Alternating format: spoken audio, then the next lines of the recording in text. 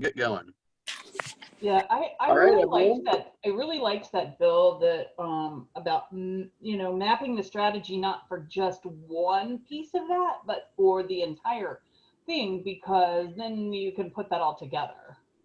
Exactly. So for those that I just let in, we had the growth mastermind from 8 to 8:30 this morning, and we really went into a bit more detail on my question to those that were on the call were, how is your life going to be different after having attended mega camp than prior to mega camp? So like we can write, I mean, I probably have 50 pages of notes from mega camp, but if I don't go look at them, then it ain't gonna make a difference, right? If I don't have any action steps around um, how I'm gonna improve my quality of life or my professional life, or my coaching program or any of that, after having been there, then nothing's gonna change, right? So one of the things that we started talking about was, can I share real quick, Jen? Give you Oh, I don't care. 10 times the accountability. Yeah, I don't care. Okay, Jan is going to do Maybe some there's somebody video. on here that can raise their hand. Well, as a sidebar, Jan needs some help with getting her new fancy camera and tripod set up. So she is willing to pay. Contact Jan directly, and you can interview for that role. Okay. I suspect it'll be a fairly quick interview process. All right. But Jan is going to implement some social media strategies, especially with video.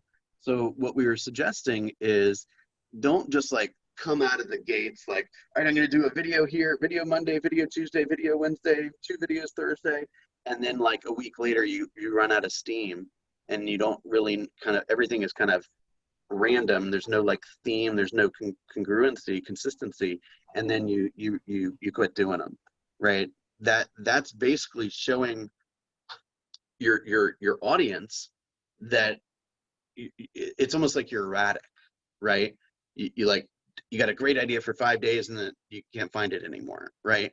What you're subconsciously sharing with your people, if you're consistent, is that you're consistent. Right?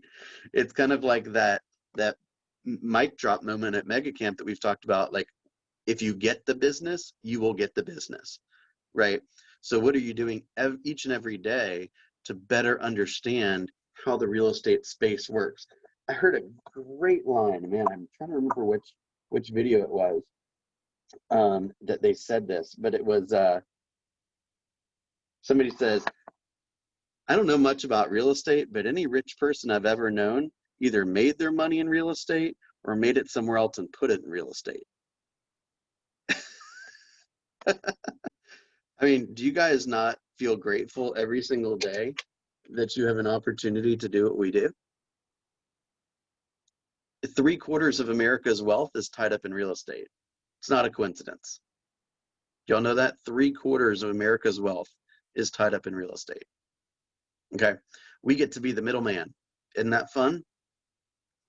Now, I'm talking about how it's not good to be erratic, and I feel like I'm being erratic this morning. But Jan, we're going to create a strategy, a system, a short-term and long-term plan that is that is achievable, even when it goes and creates additional work and opportunity for Jan, right? So I said, are you going to post once a day, 3 times a week, once a week, right? What's the content going to be about? Is it going to have any kind of overarching theme? So that's essentially what you guys came into the middle of that discussion. Did I summarize that well, Jan? Yes. Cool.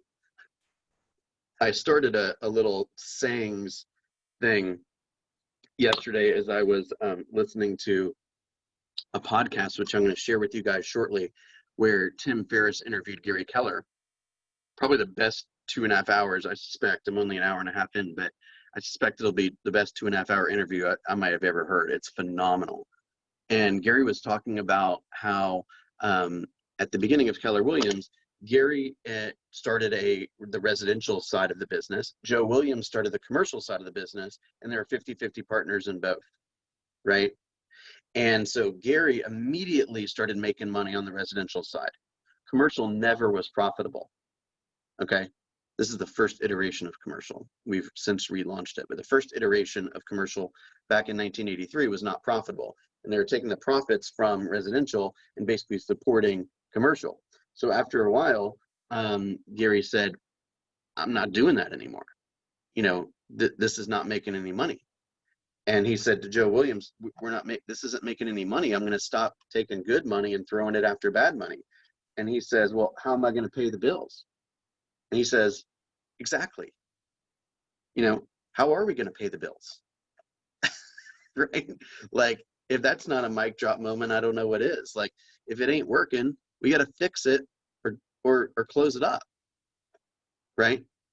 It's kind of, and man, the interview is just so good. I'm like thinking of all the things that I heard. Like, he's telling his story about how he was a musician. Many of you guys know he was a musician in high school, and he wasn't even planning on going to college.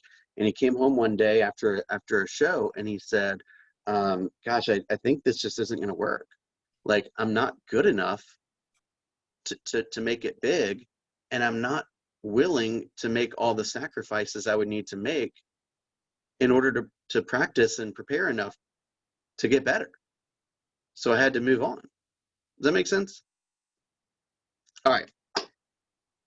Who has some good news? Let's share two things of good news, and we'll move into the listing presentation. Is Donna on the call? Donna's been crushing it. I'm on the call. So yeah, I have something great to share. I have a great learning opportunity today. I love that line. My inspection report came in last night, and it has lots of red on it. So lots of structural stuff and electrical stuff. So I'm so excited about learning how to fix this today. Yet, Donna. Go ahead, Jan. I said, don't jump off a cliff yet. I know, you called me last night. I'm going to call you right after this call. So thank you. Let's just spend a moment on that, okay? And this should benefit everyone, I think. Remember that we're just basically we help them gather the information, we help them process the information, and therefore help them make an appropriate choice for their situation, right? There might be people that look at that and say, oh my gosh, this is an amazing opportunity. And there might be people that look at that and say, I'm not interested, right? So we have to figure out as quickly as possible, how do we feel, right? Just about anything can be fixed with money, right? The question is, whose money is it going to be? And is this an investment that you still believe is in your best interest, right? So your buyer, Donna, may be expecting, and quite frankly, probably is expecting you to take the approach of, oh, it's only this, like, you know, no big deal, let's keep buying the home, right? Because they think that you're a salesperson, because we kind of are. But your job is to say, hey, you know, obviously there's some concerns here. How do you feel, right? What steps would you like to take? Let's bring out a structural engineer or a general contractor, whoever it is, to evaluate what we're looking at and tell you, to make sure that, you know, are we talking about a $2,000 problem, or are we talking about a $52,000 problem, right?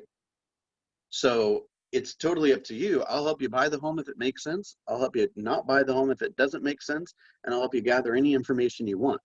Because ultimately, if you can use this as a trust building, rapport building experience, quite frankly, it doesn't really matter what home they buy, whether it's this one or the next one.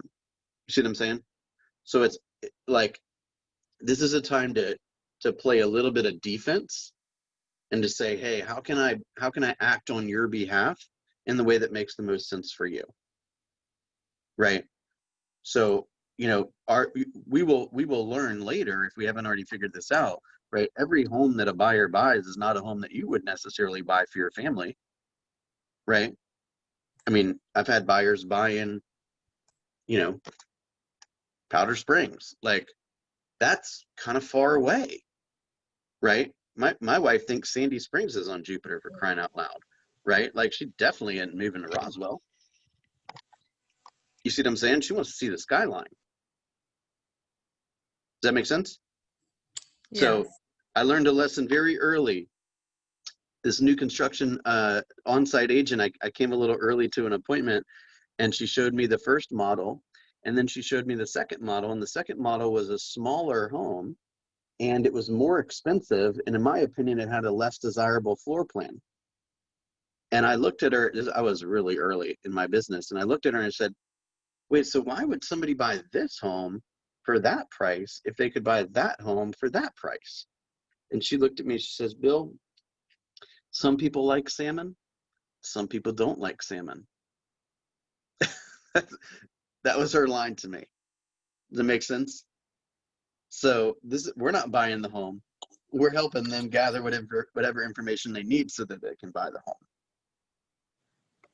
What are you guys hearing?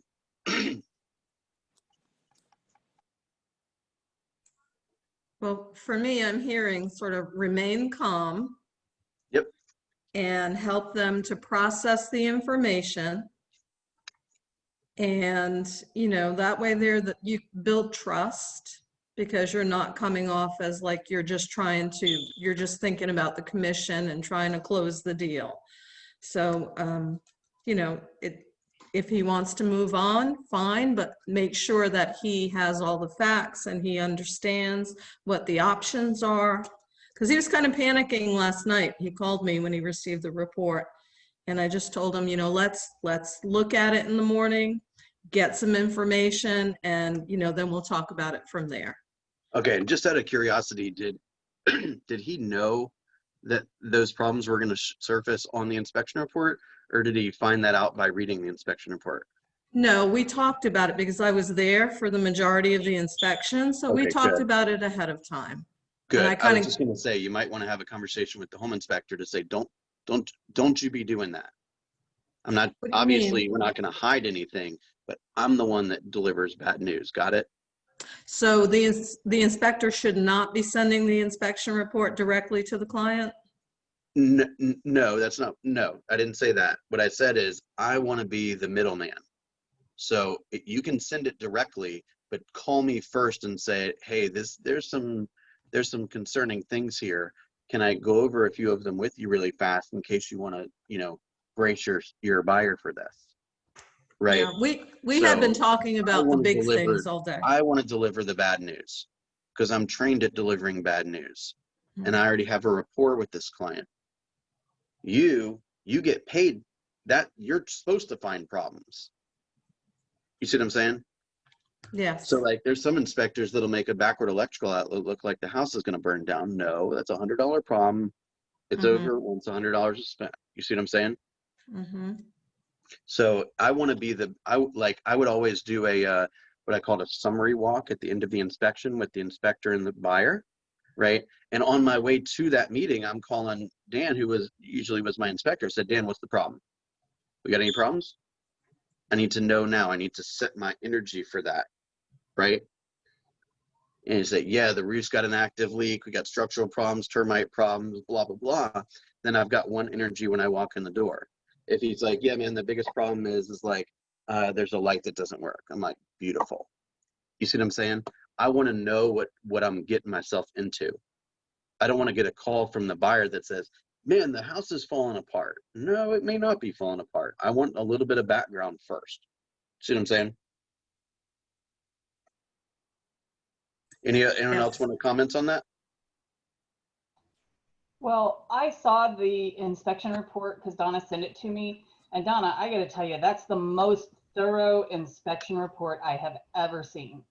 But if you add to that, then, I mean, he called out cracks in the cement, cracks in the driveway.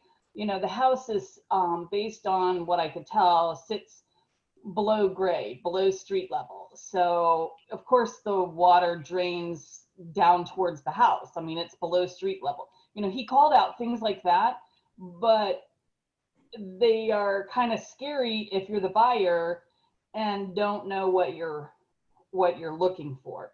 So if you use that inspector again in the future, you should call that out to your buyer. Say, he's an amazing inspector, but I want you to know he's going to call out every teeny tiny little detail. And just because they're on the inspection report doesn't mean it's bad. It's just, Yep. it's his job to notify you that there are these things. I And love the way you said that, Jan. That's exactly what I would have said. Yeah, Probably not quite as eloquently. you've said that before, Bill. You've told us to set expectations up front that they're going to get a 60, possibly a 60, 70 page report, Right. and that the majority of that is going to be, very small stuff that they can fix themselves when they get in the home over time or whatever. We're not worried about that. We're worried about the big stuff, the structural, the health and safety stuff. So yeah, I set those expectations well ahead of time. So he Beautiful. already knew that based on what Yeah. you said in the past. And by the way, like even the serious stuff money can fix that stuff too, right? Right. Now, if you got, let's say, radon and you don't want to buy a home even if the radon is treated because you don't want to, have the pipe or you don't want the stigma or you just don't want it, then fine. Just tell me now so we can kill the deal and go find another one. It's not wasting any time, right? I'll send you whatever paperwork you want. You want to stay in the deal? I'll send it to you. You want to kill the deal? I'll send that to you too. What makes most sense for you?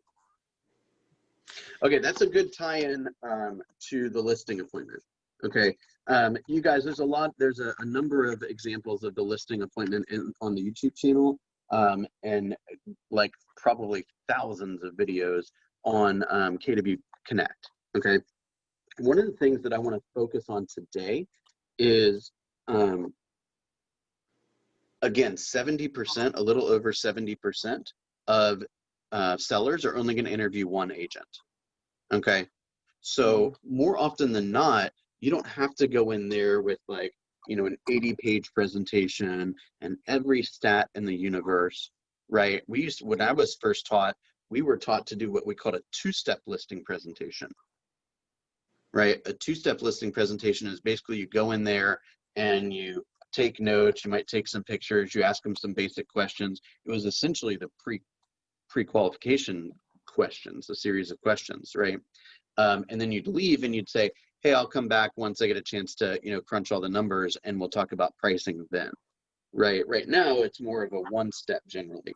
So the most important thing that you can get from that client or from that prospect when you're visiting with them is, how is this going to be an A+ experience for you? You want to future pace that candidate, that prospect, to say, I want you to think about this home selling experience.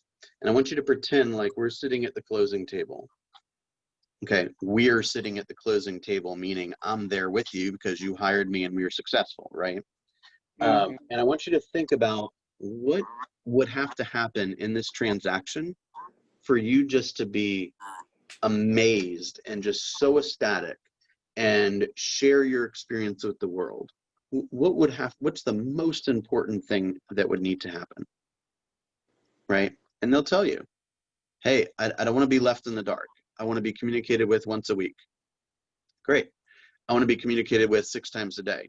Do I have a system for that? Do I have a person that's willing to do that? Okay. What's important to you about getting communicated with 6 times a day, right? You're trying to figure out, is this somebody that I want to enter into a relationship with, right? So once you find out how you're going to make it work, right? You're essentially dating the person, right? When you're courting a potential spouse, you say, hey, tell me a little bit about what you'd like my role to look like, right? What are your expectations of me, right? How can I win with you? What would losing with you look like, right? What's the biggest mistake I could make, right? What's the one thing that I could do such that by doing it, our relationship is going to move forward flawlessly? Doesn't have squat to do with real estate. Okay. You don't want them to pick the agent based on the price they recommend. You want to get the connection as quickly as possible, so that when you deliver news that they may not actually want to hear, they say, oh, well, my guy said it's worth 225, not 235. So I guess it's worth 225. Let's move forward. See what I'm saying? So where are we pushing? Are we pushing to basically figure out from them how to serve them best? Or are we just pushing our, like, throwing up our marketing plan on them? You see what I'm saying? It's not a, here, sit there, I've got an 80-page presentation, okay? You ready? Any questions on this one? Any questions on this page? Any questions on this page? They're like, get the hell out of my house. You're boring me. Y'all hear that? Yeah. Okay, so let's talk about a little bit of structure with respect to the listing presentation, okay? First of all, there is a listing or what I call a seller intake sheet that is in the Google Drive, okay? That is a, if you went to Bold, there's a couple of additional questions that they asked and they took out a couple of those, but that's a great framework for what that, as soon as you're on the phone with a seller and it's time to, like, you're in appointment mode, this is a script that you should be going through that basically prepares you and them for the meeting. You're pre-qualifying the seller, okay? Let's see if I have it in front of me. Yeah, so notice how quickly I got it.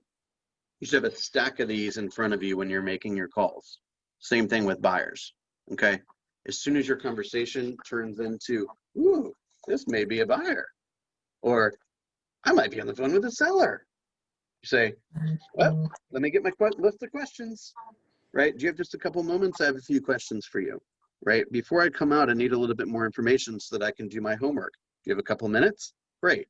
When we get together, if everything looks good and the numbers work and you feel confident, I'm the right agent to sell your home. Are you planning to hire me when we meet, right? There's a couple of embedded commands in there, right? There's very discreet pausing in there, right? It's not the words you say, it's how you say them, right? Are you interviewing any other agents, or am I the only one? When you sell this home, where will you be moving? Oh my gosh, fantastic. And what's taking you to Denver? Why are you making the move? Good for you. How soon do you need to be there, right? If we sell your home in less than 30 days, would it pose a problem for you? What would happen if your home didn't sell? What price are you thinking you want to list your home for, realistically, right? There's like, that has like so many psychological concepts in that question, it's not even funny, right? What price are you thinking you would list your home, embedded command, realistically, right? So they say, we were thinking 350, and you know damn well from looking at all the comps, there hadn't been a sale over 300 in the history of that neighborhood, right? And so you say to yourself, or you might say to him or her, you know, how did you get to that price, right?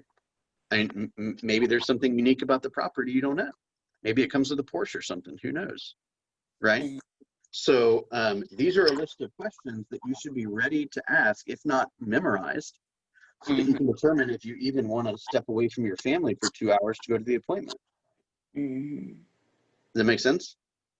Yeah. So then the next thing is, what I would recommend is what's called a pre-listing package or pre-listing packet. Okay. I can give you a little bit of content on the pre-listing packet, but in short, it is basically some of your statistics, or the market center statistics, which are very impressive right now. Some of the disclosure statements, a little bit of a bio or resume, right? What is some of your professional background, professional experience, et cetera? Evidence of success, right? Some, hang on one second. Testimonials, right? Even if it's not in real estate, right? Do you have any testimonials from your previous work? Hey, Tawantis was, you know, always called back quickly. She took her work seriously. She showed up on time. You could tell she studied her space. You know, she was very well prepared. Okay, I don't care if it was real estate or not. That speaks to your character, right? So put a couple testimonials in there, right? and it can describe your marketing plan, right? What do you do from a social media perspective? What do you do from a print perspective? Do you have an open house strategy? Do you, what kind of calls do you make? Like what separates you from the next guy? And then you can send that by email. You could even drop it off and say, hey, I'm going to drop off a package at your front door a little bit later this afternoon. If you could take a couple minutes to review that prior to our meeting. Right. So then they see that's going to handle a lot of objections right off the top. Then you don't Right. have to spend all that time in the meeting going through step by step of your marketing plan calendar. Right. Mm-hmm. And the other differentiator is that probably if they happen to be interviewing other agents, none of the other agents are doing that anyway. So now it's separating you from your competition. Remember, people generally make decisions with a comparison mindset, right? It's not like, do I want a number one? It's, would I rather have a number one or a number two? You see what I'm saying? Mm-hmm. So our brain goes as quickly as possible to make the process of decision making easier. It seeks out something to compare it to, right? When somebody chooses a home, it's hard for them to go forward unless they can prove that there's like an inferior choice. Right? Make sense? Yeah. Meaning when you're showing homes, you might want to show one of the inferior choices. Right? Gene Rivers, who's brilliant, you guys will hopefully get an opportunity to meet him on October 16th. All day, October 16th. Don't plan anything. No home inspections. No excuses. You got to be there. Okay. When somebody says, "Hey, can you meet me at lunch on October 16th?" What are you going to say? Let me check my schedule. And then you're going to say, "I'm sorry, I have a commitment at that time. Would the 17th at 2 o'clock work for you? Or I could also meet you at 11 o'clock in the morning on the 14th or whatever." Right? This is one of those things that you block. He says, "I'm going to show you 5 homes today. The first one's going to be the best one. The second one's going to be a little less impressive. The third one's going to be even less impressive. The fourth one, you're going to wonder why I took you to it. And the fifth one's going to be terrible. Ready?" Right? And you leave the first one, you're like, "You like it?" And they're like, "Yeah, this is awesome." "Okay, you want to buy it?" "Well, I need to see more homes." "Okay, let's go to the next one." You go to the second one, and he's like, "This isn't as nice." I said, "I told you that. You still need to see the third one?" "Okay, let's see the third one. Wife wants to see the third one." "Hey, this one's even less impressive." You guys, you want to, when are we going to, when are you going to believe me? Right? You still want to go to the fourth one? No, let's go back to the office and write up the first one. Great. Now we're talking. That's a See what I'm great saying? strategy, Bill, because I've in my career I've had those clients that want to see 30 or 40 homes, and I've always waited to show them the nicest one last, but I think going down versus going up would be a mental charge, a zap, like, oh, well, So there's a couple of, I'm glad you shared that, Jan. There's a couple of things that go along with this. Number one is you have to know which one is more impressive, right? So that presupposes that you are, very familiar with the market, right? That you might be previewing some homes, you might be studying the MLS new listings, right? You're watching things as they go pending, right? It's going to take a little bit more skill development to be able to pull that off, if that makes sense, right? John Prescott, who used to be the head of Bold, taught me 8 years ago in Bold. He said, and I didn't believe him at the time, but I've since, of course, realized he was right. He says, "I never showed more than 5 homes to anyone." Mm-hmm. He said, "Look, if I need to show more than 5 homes to somebody, one of two things is happening. Either I have not asked them enough questions, right? Or I don't know the market well enough. Either one of which is unacceptable. Right? So if I don't know the market well enough, what do I need to do? I need to spend time learning the market. Right? And if I ask the guy a bunch of questions and he says, yeah, I want a big backyard." "Okay, well, let me ask you, a big backyard is different for each person. What does a big backyard mean for you?" Right? He says, "Well, I need to be on a 1/4 acre," but somebody might say, "I need to be on 15 acres." Okay, well, I better know, right? Well, I want a home with a basement. Why is a basement important to you? Is there any circumstances that you could ever find yourself in if you got a screaming deal opportunity, but it didn't have a basement? Would you consider it?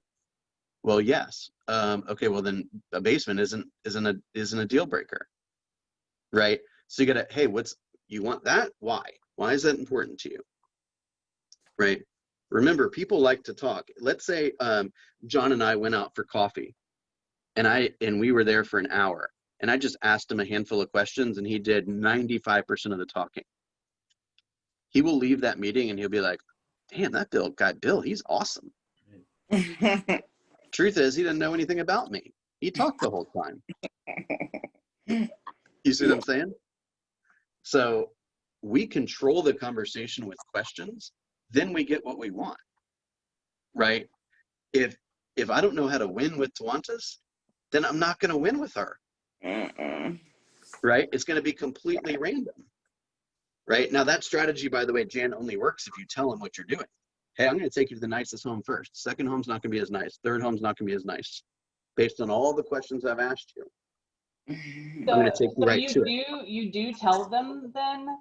You don't, give I mean, them the truth subliminal- is I learned this after I showed buyers hundreds of homes, right? And I learned this type of tactic after I was showing buyers. So I personally didn't use this, but I know for a fact it will work, right?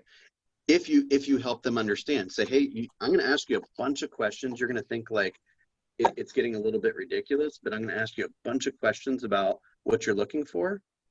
And then don't be surprised if I just take you right to it, right? There's a really good chance you could buy the first home that I show you. So previous clients of mine have definitely done that. So don't be afraid if that's what you're feeling like. Okay, my job is to save you time.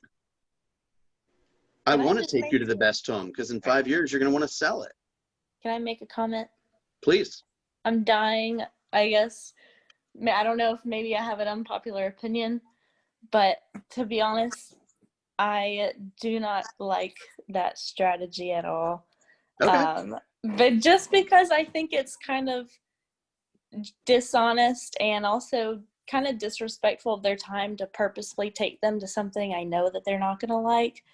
And also disrespectful of my own time too. But I mean, usually, like, I've never had to show more than about 6 homes before we put in an offer. Mm-hmm. And at every single home we see, I ask them if they would like to put in an offer that day. And if they show me a home that's different from their original criteria, then I ask them why it's different. But I just don't like the idea of purposefully taking them to homes I know they won't like. I'm sorry if that's the message you got. That's not what I was saying. I'm not going to take them to a 3-bedroom home if they need a 4-bedroom home. I'm saying of the homes that meet your needs, right? I would rather take you to the best values or the strongest homes that meet that criteria. Yeah. Rather than the ones that are less desirable. Based on what you're telling me. You were. Oh, yeah, I was hearing if there's in my anyone head that's like, not interested in wasting time, it's me. yeah. In my head, I was hearing like, I'm going to show you a gem, and then I'm going to show you a piece of trash, and then we'll decide which one we want. No, please don't hear that. I'm glad you brought that up because I wouldn't want you to go about your day thinking that. Yeah, that's why I said I was like, I'm dying to make a comment right now. All right, see, somebody was willing to make what she thought was an unpopular comment and call her coach out for being dishonest, and look what happened. You're still alive, and now you have a new understanding, right? Yeah, exactly. Everything's fine. Oh man. Hey, Bill. Here's the thing, with us having such little inventory, what happens is clients get wrapped up in their head. They have to see everything. Yeah, exactly. And even, there might be 10 houses that fit their criteria, but really only 3 of them are worth looking at. And you know that. And the longer you're in this business and the more houses that you look at pictures, and I highly recommend that you guys get really good at looking at pictures. Study the pictures, look at the corners, look at the bottom of the house, blow the pictures up. So you can save yourself time. And, you don't learn that without experience, but, Right. And if there's 3 houses, you want to take them to the best house versus taking them to 10 houses, knowing that that's the best house. right. And honestly, they don't want to waste their time either. Right. Hey, I want to save you time. I've been in that home before, and it's got wood rot and it's overpriced. Right. And it's got a really slanted backyard. By the way, if there's no picture of the backyard, it's because it's not worth taking a picture of. Okay. And so you might call the agent and say, hey, I noticed there's no picture of the backyard. Does it have a backyard? Is there anything you can share with me? Right? I mean, who knows? Maybe the photographer is coming out to take the picture today. Who knows? I mean, just ask the question. Okay. So I've introduced a lot of concepts here, from the intake sheet to the pre-listing package, to setting some expectations with the seller, and really going to the heart of how to build rapport as quickly as possible. It's all designed, by the way, and we're not done talking about listing presentations. We'll keep doing it. It's all designed to make your business easier, right? To determine, hey, is this going to be a fun partner to hang out with for the next 60 days? Or is this going to be absolutely miserable, right? If you tell the prospect what to expect, they feel better about it when it happens. And when it happens, they trust you even more, right? Hey, if the appraisal comes in low, this is what's going to happen. And this is how you're protected. And this is a couple of options that you might be able to take. Do you have any questions? No. Okay, wonderful. Then if it comes in low, you just say, shit, let's run our play. When it comes in low, we have a play. Let's run the play, right? And so all of those situations that could get hairy and ugly are now, it's a calming experience, because now they know that their partner, which is you, knows how to deal with this, right? And is going to keep you protected the whole time. All right, don't forget 10 to 10:15 today is the high accountability session. I know Tawanta has been going to that. Are you what do you think about that? Are you liking that?